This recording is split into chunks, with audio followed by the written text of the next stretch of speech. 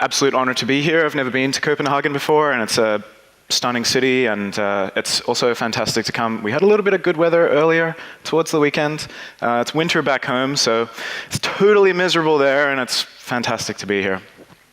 Today my talk is called Beyond the Bubble, and what we're going to do together is we're going to go through a little bit of the context of the way that some people, and when I mean some, I mean everybody else who's not like us, experience the internet and what that actually means. And hopefully, after this, maybe you can think a little bit harder about the decisions that you're making and why you're making them, and start to try to motivate your team to do a better job, because I think, hopefully after this, you'll agree that we need to start doing that. When we talk about performance at the moment, we talk about how quickly pages load, we talk about how much money Amazon makes when a thing renders quickly, and that's really about as far as we go. But performance is more than just money, and it's more than just, oh, my script's loaded already. Performance is about user experience, ultimately. It's about how somebody experiences your site or your app, or whatever it is, your games, maybe. But often, it's usually an afterthought. So sites get to a week before production, and somebody, maybe your project manager, comes to you and says, "Is the site fast?" And you say, yeah, and your voice goes very high because you know that you haven't done any work on that. Has anyone experienced that in the last year, month? You're lying, I know it happens, come on. So, as mentioned before, I run a company called Calibre, which is a performance monitoring tool. Effectively, I'm trying to build tools that will help people like you build better sites that are faster, and eventually, hopefully, they make more money too. What's really cool about building something like Calibre is it means that all of the work that I do is research and development. So I spend all of my time trying to figure out how a browser works and why it works that way, and try and come up with ways of getting better. So rather than give you a product pitch for the next 45 minutes, which I'm sure you would love, I'm going to maybe give you some of that context that I've discovered over the last couple of years of working on this. So, serving a website seems pretty easy, right? We send some HTML, and then in that HTML, maybe we have a link to a style sheet, and we have a link to an image, and then we have some script, and then we have some more script. And maybe one of those scripts is asynchronous. But have you ever stopped to think about how the browser decides to grab those assets, or in what order it does them in? Well, it's a little bit more technical than you may have first thought. The HTML will come down, it'll discover these assets, and it'll pre-parse the HTML, and it'll keep adding them to a queue, and it'll try and speculatively figure out what you need and when. After it discovers the CSS, then it'll find some fonts, then maybe an image, and we see that sort of cascade load thing where everything appears and then disappears. But that's not quite the same for everybody. Here in Copenhagen, there's fantastic internet. It's fast, it's reasonably cheap, and all of you have, I assume, a reasonable connection at home or in your offices.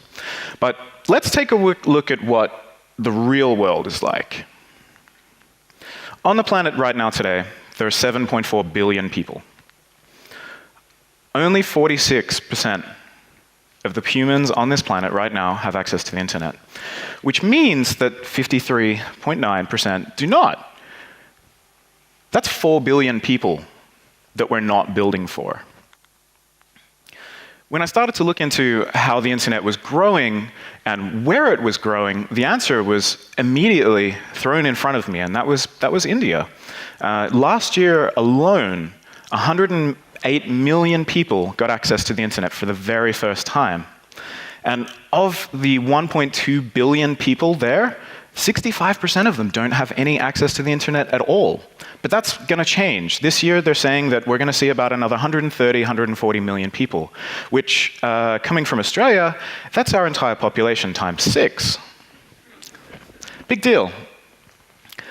So that 65% of the people who don't have access to the internet, that's 864 million people, which is the population of China again. And they're coming at a very fast rate. I took some time to get some additional insight into the way that people think about data and the way that people think about connectivity. I took the average wage and a prepaid plan that had at least half a gig of data. And when I did that, I saw some really shocking results. As you'll see, Brazil has, people work for 13 hours before that they can have just 500 megs of data. Prepaid plans are usually the cheap ones, so it's not like you could probably do better. This is about the case. India, interestingly, has dropped from 17 hours to 4 in the last year, and that's because people are investing heavily in new connectivity, and there's some really, really great stuff happening there in terms of pricing, so it's available to a whole group of people that have never had access previously. Which, it's really interesting because even though I'm traveling and I'm using some roaming data at the moment, and EU roaming data has changed recently as well, I'm still syncing my Spotify playlists, and it's not a big deal, right? But for everyone, that's not the case. So 500 megs of data might be 8 songs, 6 minutes, in less than an hour playing online games. Or, as I like to put it, going to the Verge, emptying your cache, disabling cache, interesting, and then hitting reload 38 times.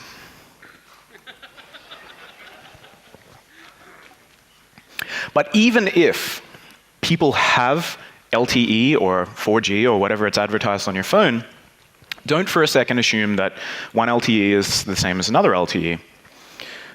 In Denmark, you have incredibly fast LTE. It's really great. Australia is actually not too far behind, interestingly. But that 108 million people in India? Well, yeah, when they get access to the internet for the first time on a cheap phone, that's maybe $10 or something like that, they're also going to be experiencing it with 6.39 megasecond. Have you ever stopped to think about how fast the internet is on a wired connection? Surely wired is faster than unwired, right? And when you're on a train and going through a tunnel? Well, turns out that's not true either. The global average connection is just 7.2 Mbit per second. And even though we have cheap data and we have people can, sure, they have to work a day, but maybe they can, maybe they'll have LTE and maybe it's not too bad. Well, unfortunately, that's not true either because when you average out everything and you look at all the regional areas around the world, 60% of people are on 2G. And this doesn't mean it's kind of slow. It means it's actual 2G. So if LTE is available, don't assume that it's going to be fast. As we know, mobile is majority. I took some time to have a look at what phones people were buying around the world, and I was shocked. Yes, this means there are so many carriers, I can't represent them here on this chart. But I was really, really shocked to know that these phones, some of them I had never, ever heard of. And I work on the web. Has anyone truthfully heard of all of these devices or manufacturers? Everyone's doing this at me. OK, so yeah, I took some time to look at the global smartphone sales, and that was for the first quarter of this year. Now, of these brands that I had never heard of, we're talking enough devices that everyone in my country would get a brand new phone from a company I'd never heard of. This is ridiculous. I had no idea. And maybe it's not just me. Maybe it's everyone as well. So I got to thinking, is there a device, if we want to test for people and we want to be empathetic to the way that they build things, the way that they experience the internet, is there a device that gives us something that's average? And well, there kind of is. The phone behind me here is a Moto G4 from Motorola. Has a quad-core CPU, has a bunch of memory, little asterisk should be there. And yeah, it's got some storage and it's got a reasonable camera. If I'm completely honest with you, this phone is not an average. This phone will be an average in about a year. So if you were to go and buy this, I'm not sure how much it would be in the kroners, but it's about 180 euros, I believe. So it's a little bit of an investment for your office. But this phone is definitely good enough to use for your everyday work. But it has one quality that you will definitely want, and it's the It's actually a little bit subtle here. It has more memory than most cheap phones around the world, but it has this quad-core CPU. And this particular quad-core CPU is the same architecture that's used on 3 billion Android devices that are already out in the field. So while this isn't a true representative phone that you would buy at your post office or your, wherever you buy a cheaper phone, this is a pretty good investment for you to go and use. But let's just say you don't have 180 euros or whatever it is in Krona. You can go and do this in Chrome.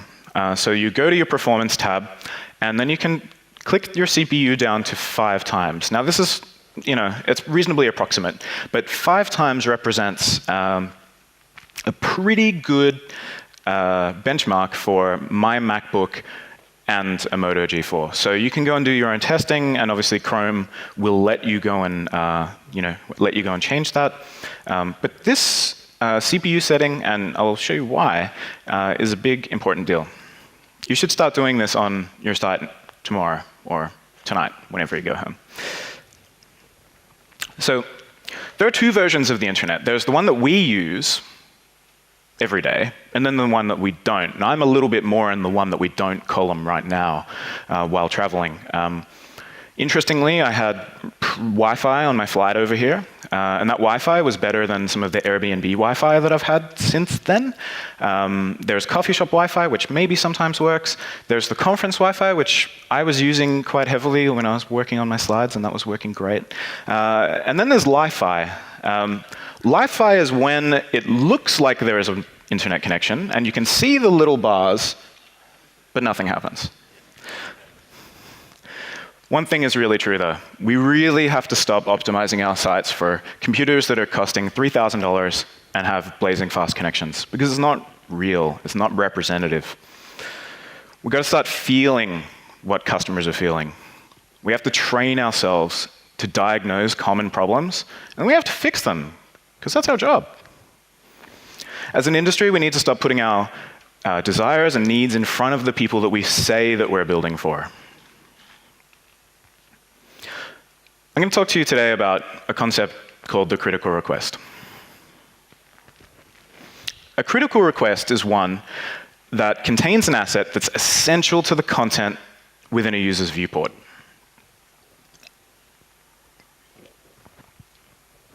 So you may not know, but every asset, as it comes down in your browser, is given a priority. For a HTML, the HTML that you're delivering first, that's given highest priority in the download queue. So if you imagine a queue, and there are assets coming in from the bottom, each one of them is given a priority. So for a CSS file, that's high priority. We need that to paint something, so we're going to get that as quickly as we can. Again, with the fonts, we need those as well. Images are a little bit interesting. Images start with the low priority, and if they're in the browser's viewport, they'll be upgraded to medium. So those assets will actually get downloaded ahead of one that's maybe falling out of the viewport. And based on the way that you include your scripts, they could have high, medium, or low. And that's based on whether you're placing the scripts before an image, after an image, using async, defer, or modules. The thing that I think is really, really interesting is fonts. How many people, can you, okay. So I can't believe that it's 2017, and for some reason, we're making people wait for text to render. This is pathetic. I'm not joking. This pisses me off to the nth degree. We need to do better than this. When we started the web, we rendered the text. Today, we have brand guidelines and, we have a really important font that we need to use. That's bullshit. Render the fucking text.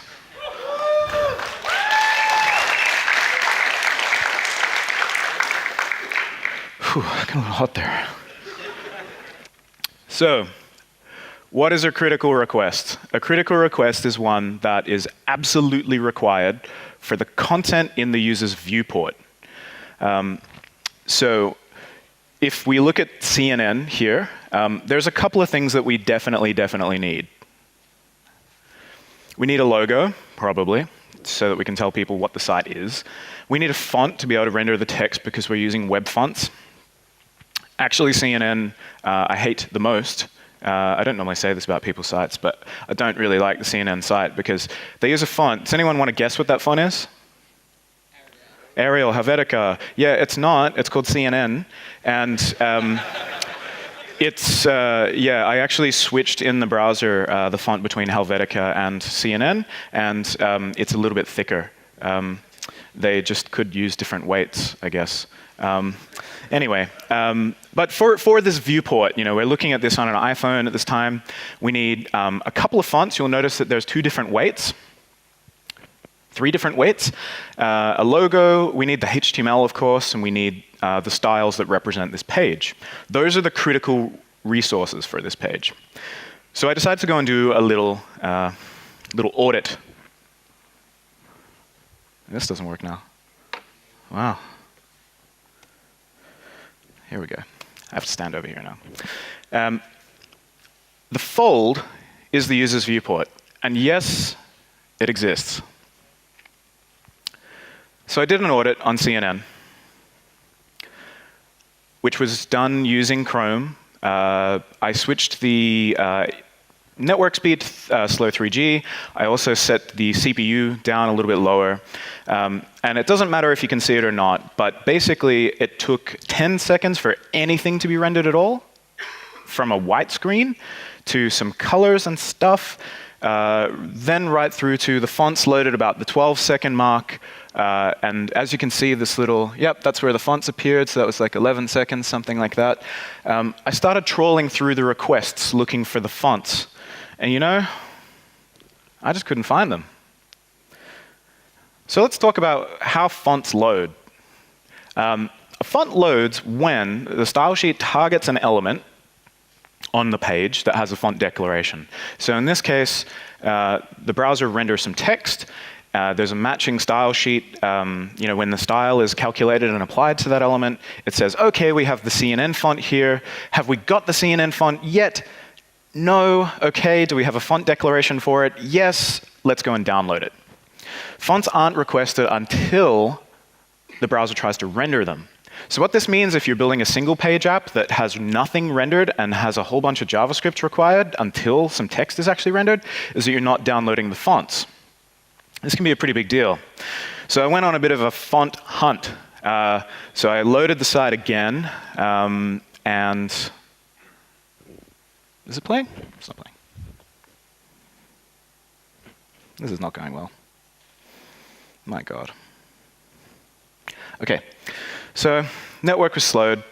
Watch the resources come down. And I started to look for the fonts. As you can still see in the viewport, nothing is rendered. And then suddenly we get some stuff rendered, and then bang, the text rendered.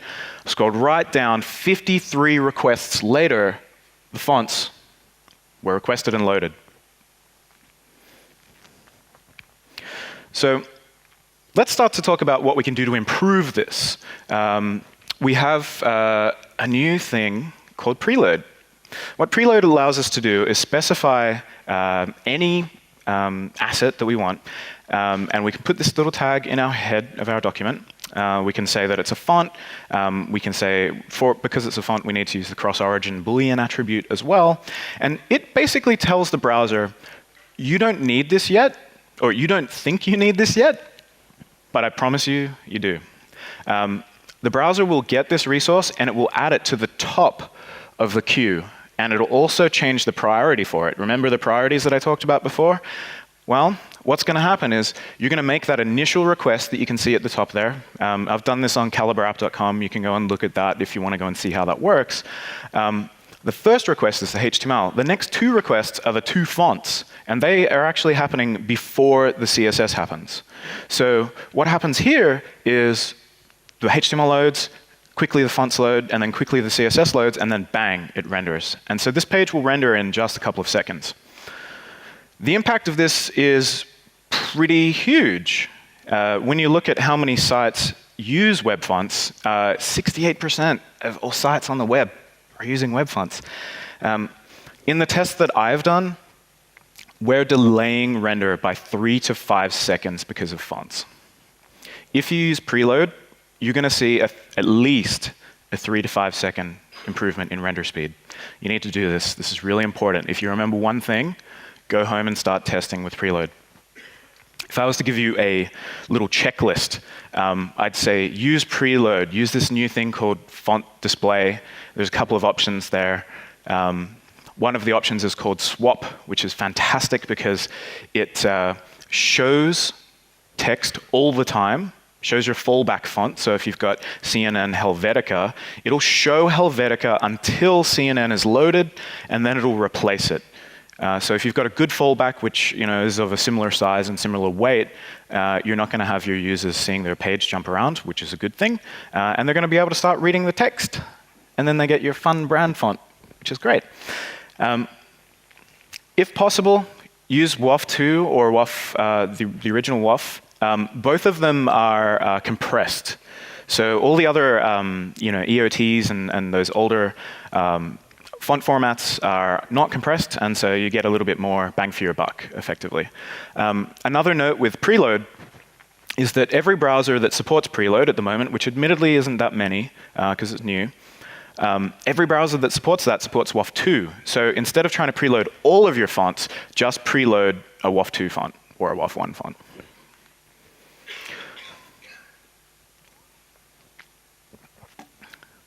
How much time do we have? Oh, that's not long enough. OK.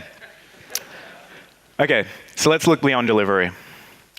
When we talk about performance, at the moment, we're only talking about one thing.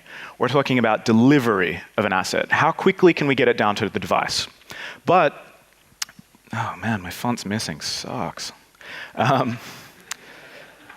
Fonts, right? Always a problem. So we're talking about delivery, but there's a couple of different lifetimes of an asset. There's delivery, there's the parse, which we're going to talk about now, and then there's runtime. Runtime might be stuff like animation or other more interactive stuff going on. But as I mentioned, we're just really focusing on delivery. But what we're doing is we're ignoring the fact that we're blocking the main thread. And this is really important. This graphic supplied by Adi Osmani briefly tries to describe how Chrome handles your JavaScript. It takes it, it parses it, turns it into an AST, it optimizes it a little bit, it's generated into some optimized code for your architecture, and then it's executed. Now, on the web right now, today, the average size of scripts is 453 KB. People will tell you, oh, well, if you want to strip some, we were talking about page budgets before, how much the budget should it be? The truth is that not all assets are created equally. When you're talking about a script, this 453 kilobytes isn't 453 kilobytes. It's actually like 2 to 3 times more. So it's 453 kilobytes to deliver it to the device, and that's important, we know that. But what happens after that is that optimization process that happens thereafter. So something that is a tiny, 453K doesn't seem too bad, but suddenly you're serving this massive wad. And I guess if you imagine a little skinny pipe on your phone and a big fat pipe on your computer, it's fine on the computer, but on your phone, it's like you're just stuffing a wad of shit in there. It's not really great. If you've ever tried to plunge a toilet while you're traveling, I definitely haven't had to do that. So if you go and look at the time that different devices spend parsing and compiling JavaScript, you'll see that it's a pretty vast landscape. If you've got a brand new MacBook Pro like I do, using Safari 10, you'll see it's a little tiny slither at the top. And then somewhere down midway, there's a Moto G4, which is a phone that I said was kind of ahead of the average, actually. It'll still take about 1.5 seconds to parse 1 megabyte of JavaScript. So that's actually less than the average that our sites are delivering today. So I thought it'd be really fun. Who built the ColdFront site? Are they here? All right. I'm going to be very nice. It's fine. ColdFront is it's a great-looking site. It has all the information that we need. It renders fairly quickly. It had some jQuery. It had some web stats to know how many people were coming to it. It didn't really have a lot of stuff going on. It did have YouTube embeds, which is not their fault, and that actually represented most of the script. Interestingly, that YouTube was not rendered in the top of the viewport. It's rendered somewhere down below. That script was about 0.5 meg, and when I uncompressed it, it was about 1.5 megs. I went and did a little test on my phone, or on a Moto G4, and my desktop right here. And the result was this scripting time. This comes from Chrome DevTools. And you'll see that the scripting time is 2 seconds for the Moto G4. What that means for a user is maybe something that you've seen before. It's when you're scrolling on a website and you keep moving your finger, but the page stops moving. Yeah, that's probably pause and compile happening right now. So the browser's trying to do its best to catch up. Part of the work that I do, as I said, was audit sites. So I went and did a little audit of The Guardian. And what we have here is a side-by-side load of the same page with JavaScript and without. Now, without JavaScript, the page renders and it's fully available in less than 5 seconds on 3G. Now, if we watch a little bit more closely, the slower side with the same content, the image doesn't load till about 10 seconds. Then the fonts change, then they disappear, then they come back, and then this other thing pops up. It's about 25 seconds before the page is fully at rest. And it's not to say that maybe there wasn't more functionality there. I'm sure that there was. But that's a big price to be sending to our users, a whole 20 seconds of waiting for kind of nothing that was useful to me, at least when I was viewing it. The version without JavaScript was half the size, and it had half the amount of requests. So there's a couple of things that we can start to do. There is some new tooling around. Is anyone using Webpack? Heaps of people. Wow, cool. How many people are using splitting, code splitting? Yeah, only a couple of people. I know Webpack can be really frustrating to configure, and it can be a little bit difficult to get used to. But there are a couple of things that you can do which are going to really, really help your users when you're delivering script. The first thing you can do is use this thing called dynamic imports. And basically what it allows you to do is use like an ES6 style import with this magic comment that tells Webpack to take this thing and separate it as a file. So it'll be in a different chunk. And then it's clever enough to go and load those as you need them. So if you're using something like React Router or something that maybe separates pages for users, or if it's a single page app, that's a lot easier. And what you can effectively do is lazy load your script so that you're only delivering what people need as they need it.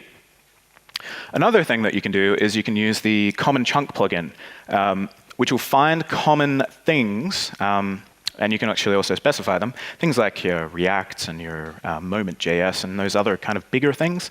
And it'll separate those out into a single file as well. You can optionally choose to load that whenever you want to, and you can also cache it forever because those assets don't really change. So you're delivering less, so that's nice. If your users are waiting for something to be delivered and then they're waiting for it to be parsed as well, you're going to have a net negative effect. So the best things that you can do is try to make it always available to the device, cache it if possible, and don't deliver as much stuff. So if I was to give you a little checklist, fonts, man. I'd say use code splitting, serve only what people need, test using real-world conditions, and then monitor and monitor your pause and compile time. So we're going to look at improvement. I'm going to go over, I'm sorry. I'm going to do my best, though. So the metrics that we're using right now don't tell us anything about user experience. Metrics that don't even are your onload, your speed index, your on-DOM content load, which is also like DOM ready. Metrics that are good are first paint. First paint means when the browser goes from like a white screen to something, it's an indication to a user that like, hey, get ready, there's something coming for you.